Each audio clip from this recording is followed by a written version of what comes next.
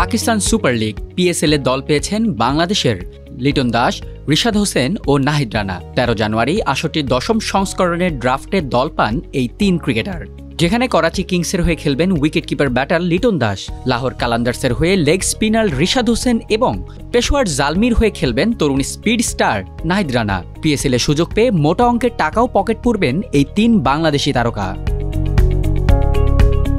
PSL এর এবারের ড্রাফটের নাম উঠেছিল মোট ৩৯ জন বাংলাদেশি ক্রিকেটারের, কিন্তু ৩ জন ছাড়া দল পাননি কোনো ক্রিকেটারই। বাংলাদেশের ৩ ক্রিকেটারের মধ্যে পিএসএল এ এবার সর্বোচ্চ পারিশ্রমিক পাবেন তরুণ পেসার নাহিদ রানা। প্রথমবারের মতো বিদেশি লিগে দল পাওয়া এই ক্রিকেটারের নাম উঠেছিল ড্রাফটের গোল্ড ক্যাটাগরিতে। এই ক্যাটাগরিতে থাকা ক্রিকেটারদের পারিশ্রমিক $৫০,০০০ মার্কিন, বাংলাদেশি মুদ্রায় যা ৬০ লাখ টাকারও বেশি। সেখান থেকেই তাকে দলে ফেরায় পেশোয়ার জালমি। অন্যদিকে লিটন দাস এবং রিশাদ হোসেন দুইজনই ছিল ড্রাফটের সিলভার ক্যাটাগরিতে। এই ক্যাটাগরিতে থাকা ক্রিকেটারদের পারিশ্রমিক $২৫,০০০ মার্কিন, বাংলাদেশি মুদ্রায় যা প্রায় ৩০ লাখ টাকা।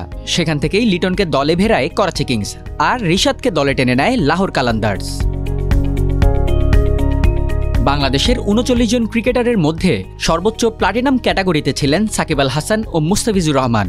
বাংলাদেশিদের মধ্যে ড্রাফটে প্রথমে ডাকা হয় এই ২ তারকার নাম, কিন্তু তাদের প্রতি আগ্রহ দেখায়নি কোনো ফ্র্যাঞ্চাইজি। প্লাটিনাম ক্যাটাগরিতে থাকা ক্রিকেটাররা $১,৩০,০০০ থেকে $১.৫ লাখ পর্যন্ত পেয়ে থাকেন, যা বাংলাদেশি মুদ্রায় প্রায় ১,১৫,০০,০০০ টাকার মতো।